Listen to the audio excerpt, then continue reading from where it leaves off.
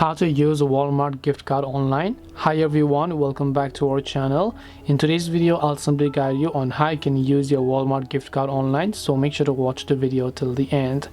If you'd like to use Walmart gift card online, first of all just go to walmart.com and you have to use your gift card during the checkout process. So first of all, add the products that you want to buy to your cart and then tap the cart icon and then just go to the checkout process. When you go to the checkout process over here, make sure to review your order and then make sure to enter your details. Under the payment method, you can simply choose to enter your card number and so on. But if you basically have a gift card, then you can just go ahead and also make sure to enter your gift card. Just like how you would actually redeem any of the other normal cards over here, you can also redeem your Walmart gift card in a similar fashion by simply entering your card number, tapping on continue option, and your Walmart gift card will get successfully used and redeemed. This way you'll be able to go ahead and then basically use or redeem your Walmart gift card.